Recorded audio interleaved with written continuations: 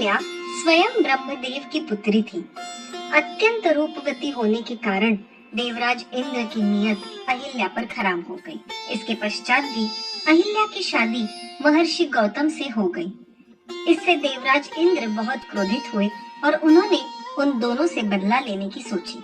एक रात देवराज इंद्र ने मुर्गे का रूप धारण करके ऋषि गौतम के आश्रम के बाहर जाकर बांग देनी शुरू कर दी। उसकी आवाज सुनकर गौतम को लगा कि सुबह हो गई है और वह प्रतिदिन की तरह अपना कमंडल लेकर गंगा स्नान करने के लिए चल पड़ते हैं।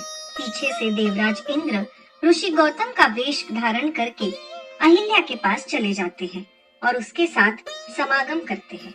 जब ऋषि गौतम गंगा तट पर स्नान करने के लिए पहुंचते हैं तो उन्हें ये आभास होता है कि अभी सुबह हुई नहीं है, अवश्य ही किसी ने उनके साथ छल किया है।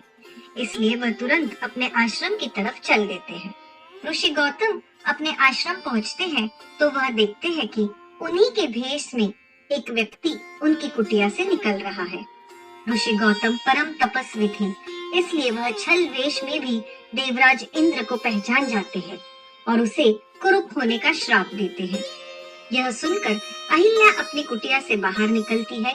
तब वह समझ जाती है कि उसके साथ छल हुआ है और अपने पति ऋषि गौतम के पैरों में गिरकर क्षमा मांगने लगती है।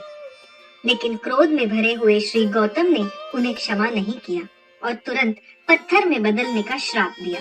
बार बार प्रार्थना करने के बाद ऋषि गौतम को अहिल्या पर दया आ जाती है और वह उसके मुक्ति का मार्ग बताते हैं। जब भगवान विष्णु राम अवतार में पृथ्वी पर आएंगे तब वह अपने चरणों से स्पर्श करके तुम्हें इस श्राप से मुक्त करेंगे। ताड़का वध के बाद जब महर्षि विश्वामित्र श्री राम और लक्ष्मण के साथ जनकपुरी की तरफ रवाना होते हैं तब वह ऋषि गौतम के आश्रम से होकर गुजरते हैं, जहाँ पर वह श्री राम को अहिल्या की कहानी बताते हैं। तब श्री राम अपने पैरों से स्पर्श करके पाषाण में परिवर्तित हो चुकी अहिल्या को शाप मुक्त कर देते हैं और इस तरह भगवान राम के द्वारा अहिल्या का उद्धार हो जाता है।